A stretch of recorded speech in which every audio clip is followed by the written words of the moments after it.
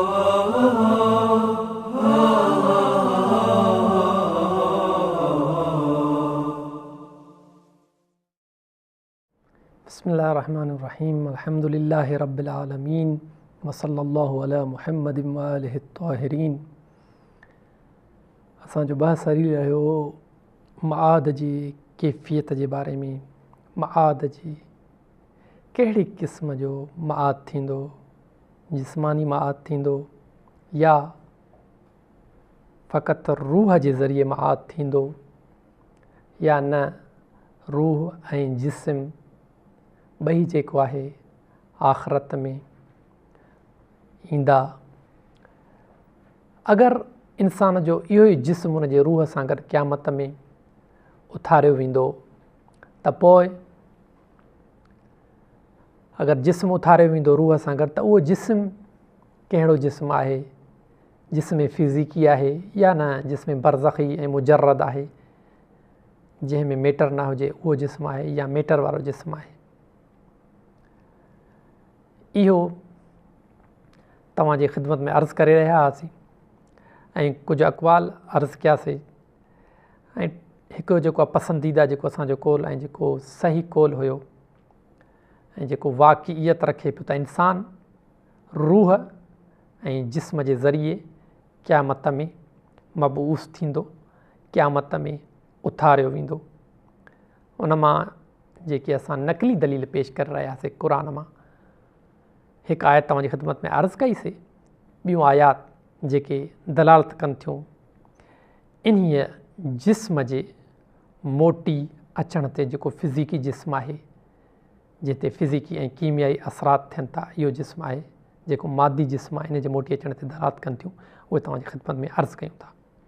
परवरदिगार आलम चई रहियो आहे त इंसान छा गुमान करे थो त असां उन जे हॾियुनि खे जम गॾु न कंदासीं? भला असां गॾु कंदासीं, असां कुदरत रखूं था। परवरदिगार आलम पंहिंजी कुदरत बयानु करे रहियो आहे त असां कुदरत रखूं था त इन्हनि जे आङुरियुनि खे, इन जे हथनि जे आङुरियुनि खे जेको आहे ठाहियूं। बाक़ी आङुरियुनि खे ठाहिण छा आहे, यानी ख़ुदावंद हिकु तमामु ज़रीफ़ नुक़्तो ॿुधाए रहियो आहे त आङुरियूं में ॾिसो, हर माण्हू जी आङुर जुदा हूंदी आहे ऐं उन जे आङुर जा संधा तव्हां ॾिसो था, जेके आहिनि लकीरूं ॾिसो था, उहे जुदा आहिनि, कंहिं बि ॿिए माण्हू सां मैच नथियूं थियनि। परवरदिगार आलम फरमाए थो त मां एतिरियुनि आङुरियुनि जी ख़िलक़त ते बि क़ादिर आहियां त इन इंसान खे, इन्हनि हॾियुनि खे जेको आहे मोटी जम करण ते त बदर जे औला परवरदिगार आलम क़ादिर आहे। त बसि हीअ आयत ॿुधाए रही आहे त जेको इंसान आख़िरत में मोटी ईंदो इन्हीअ जिस्म सां ई मोटी ईंदो जेको इंसान दुनिया में जिस्म रखे थो। उन खां अलावा ॿी आयत में परवरदिगार आलम फरमाए रहियो आहे अफ़ला, हीउ जेको आहे जॾहिं माण्हू जेके आहिनि क़यामत में उथंदा उन जे बारे में परवरदिगार आलम फरमाए रहियो आहे अफ़ला यअलमु इज़ा बुअसिरा मा फ़िल क़ुबूर, छा नथो ॼाणे जॾहिं क़ब्रुनि मां माण्हू जेके आहिनि उथारिया वेंदा। परवरदिगार आलम इहो ॼाणे थो त माण्हुनि खे क़ब्रुनि मां उथारियो वेंदो। व नुफ़िक़ फ़िस्सूर फ़इज़ा हुम मिनल अजदास इला रब्बिहिम यंसिलून, जॾहिं सूर फूकियो वेंदो त इहे पंहिंजे क़ब्रुनि मां पंहिंजे परवरदिगार जे तरफ़ जेको आहे तकड़ कंदा, वधंदा। त बसि इंसान इन्हीअ जिस्म सां जेको आहे पंहिंजे परवरदिगार जी तरफ़ जेको आहे उथंदो, वलो इन जूं हॾियूं, वलो इन जो जिस्म ज़र्रा ज़र्रा थी वियो हुजे, मिटीअ सां मिली वियो हुजे, लेकिन परवरदिगार एतिरी कुदरत रखे थो त इन जे जिस्म जे ज़र्रे ज़र्रे खे मिलाए उहो साॻियो ई इंसान जेको दुनिया में हो उनखे मुरकब करे मोटी आख़िरत में आणे उन जे रूह सां गॾु। त बसि हीअ आयात दलालत कनि थियूं इन ॻाल्हि ते त इंसानु जेको क़यामत में मोटी ईंदो उहो इन ई जिस्म सां मोटी ईंदो, रूह सां गॾु। इन खां अलावा ॿियूं आयात जिन जो मूं ज़िक्र कयो फ़क़ति इशारतनि बयानु कयां थो, उहे आयात जेके ज़मीन जे बारे में हुयूं, ॿुधाए रहियूं त ख़ुदावंद ज़मीन खे ख़ुश्क थियण खां पोइ वरी सरसब्ज़ करे थो, जेके तशबीह ॾेई रहियूं इहे आयात या ॿियूं जेके मुर्दनि खे ज़िंदा करण वारियूं आयात, इहे सभु आयात असांजी रहनुमाई कनि थियूं, असांजी इन तरफ़ हिदायत कनि थियूं त इंसानु जेको मरण खां पोइ ज़िंदा थींदो उहो हिन जिस्म जे ज़रिए ज़िंदा थींदो ऐं उन सां गॾु उनजो रूह हूंदो। त बसि माआत जिस्मानी ऐं रूहानी आहे ऐं इंसान जो जिस्म बि ही साॻियो ई फिज़िकली जिस्म आहे। हाणे क़ुरान खां अलावा रवायात बि इन ॻाल्हि जी ताईद कई आहे। अली अलैहिस्सलातु वस्सलाम फरमाए रहियो आहे, अख़रजहुम मिन ज़राइल क़ुबूर, उन्हनि खे उन्हनि जे क़ब्रनि जे उंढाईअ मंझां, उन्हनि जे क़ब्रनि मंझां जेको आहे उथारियो वेंदो। ऐं ॿियनि अली अमीर मोमिनीन अलैहिस्सलातु वस्सलाम फरमाए रहियो आहे, अख़रज मन फ़ीहा फ़जद्ददहुम अला अख़लाक़िहिम, जेके बि इंसान इन ज़मीन में आहिनि उन्हनि खे ज़मीन मां उथारियो वेंदो ऐं उन्हनि खे पंहिंजी ख़िलक़त ते जेको आहे नओं कयो वेंदो, पंहिंजी पैदाइश ते नओं कयो वेंदो। जहिड़ी तरीक़े सां पैदा थिया, जहिड़ी तरीक़े सां हुया, उन ई ख़िलक़त ते उन्हनि खे जदीद जेको आहे आंदो वेंदो।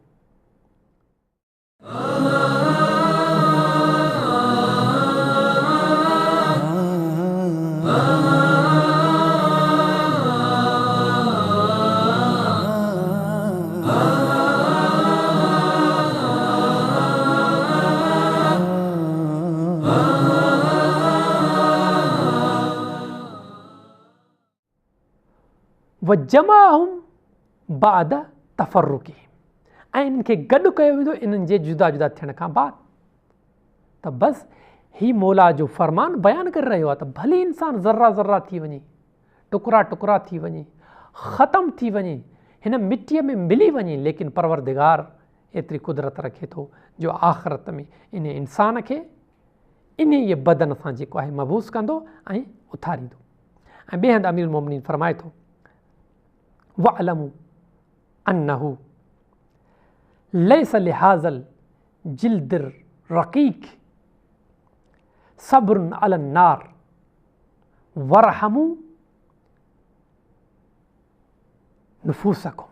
मौला फरमाइनि था त ही जेको असांजी जेका खल आहे, इन खल खे जेको आहे इहा खल असांजी जहन्नुम जी बाहि ते सब्र नथी करे सघे। यानी मौला ॿुधाए थो त हिन ई खल सां असां जेको आहे मबऊस थींदासीं, असांखे उथारियो वेंदो, असांजो इहो ई जिस्म हूंदो। ऐं अॻिते मौला फरमाईंदा पंहिंजे जाननि ते रहम कयो।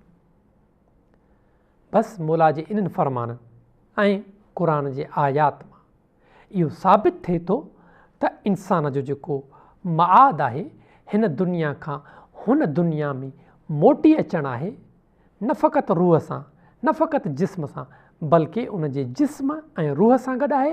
ऐं इन जो जिस्म बि उहो ई जिस्म आहे जेको फिज़िकी जिस्म इन जो दुनिया में जिस्म हो। हाणे हिकु एतिराज़ त इंसान जेको दुनिया में हुयो,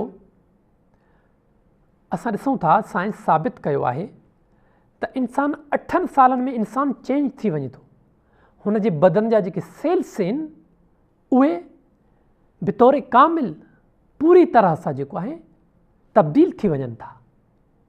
असांजे बदन जा सेल्स उहे आहिस्ते आहिस्ते 8 सालनि में चेंज थी वञनि था।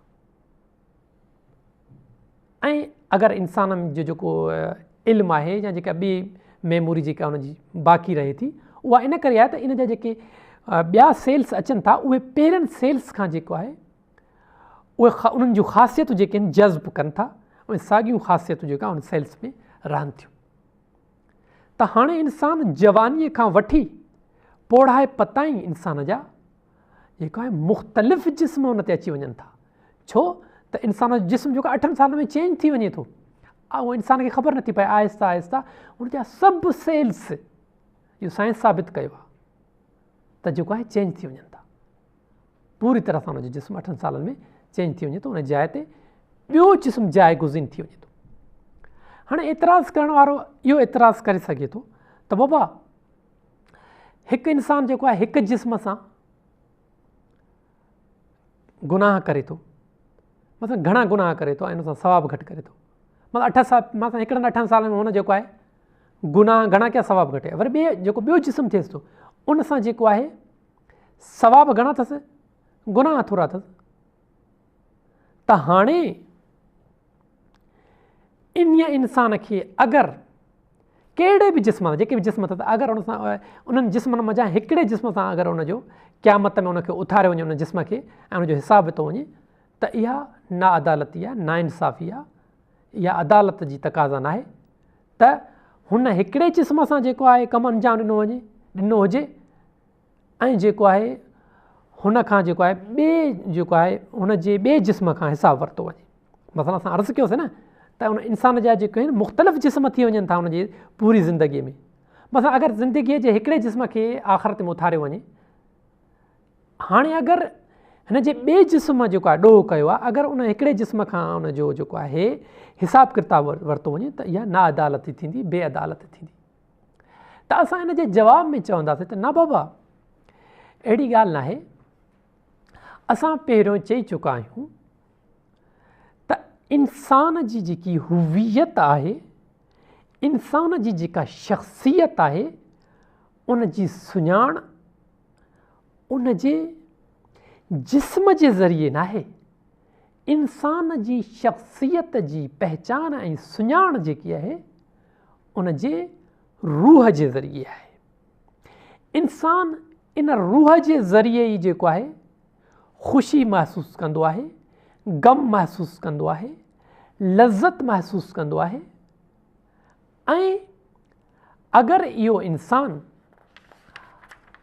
अगरि इन इंसान खां इन जो रूह खसियो वञे, रूह जुदा कयो वञे, त इन इंसान जो जिस्म ॿियनि मादी शयुनि, ॿियनि बेजान शयुनि वांगुरु आहे। भली इन जे जिस्म खे टुकड़ा टुकड़ा कयो, को फ़र्क़ु नथो पए। इन जो रूह आहे, जंहिं अगरि रूह अथसि त इहो इंसानु इन दर्द खे, इन ॾुख खे, इन सूर खे महसूसु करे थो, ग़म खे महसूसु करे थो, ख़ुशीअ खे महसूसु करे थो। पर जेकॾहिं रूह खे जुदा कयो वञे थो त ॿियनि मादी शइ, जीअं मसइला हीअ किताबु मादी शइ आहे, हीअ टेबल मादी शइ आहे, इन्हनि वांगुरु इहो इंसान जो जिस्म रहिजी वञे थो रूह खां बग़ैर। त मालूम थियो त इंसान जी हुवियत ऐं इंसान जी शख़्सियत उनजे रूह सां आहे ऐं उनजे रूह जे ज़रिए इंसान ते अज़ाब थिए थो। हाणे अगरि इंसानु इन रूह सां गॾु कहिड़े बि जिस्म सां, जेके इन जा जिस्म हुया, कहिड़े बि जिस्म सां जेको आहे इहो इंसानु अगरि क़यामत में उथारियो वञे थो त पोइ को बि ख़ुदा जे अदालत ते एतिराज़ वारिद कोन्हे, कोई बि एतिराज़ न थींदो। छो त इंसान जी शख़्सियत उनजे रूह सां आहे। इंसानु जेको आहे इहो अज़ाब, इहो ॾुख, इहो सूर इन रूह जे ज़रिए जेको आहे महसूसु करे थो। त बसि मालूम थियो त इंसानु आख़िरत में जिस्म सां ऐं रूह सां गॾु उथारियो वेंदो ऐं पोइ दुनिया जा जेके बि उनजा जिस्म आहे उन मां कोई बि हिकिड़ो जिस्म उन इंसान सां, उनजे रूह सां गॾु अगरि उथे त इहो काफ़ी आहे ऐं इहो अदालत जे ख़िलाफ़ बि न आहे। छो त इंसान जी शख़्सियत उनजे रूह सां आहे। इंसानु जेको अज़ाब या नेमत खे महसूसु करे थो, इहो पंहिंजे रूह जे ज़रिए महसूसु करे थो। वसल्लल्लाहु अला मुहम्मदिन व आलिहि ताहिरीन।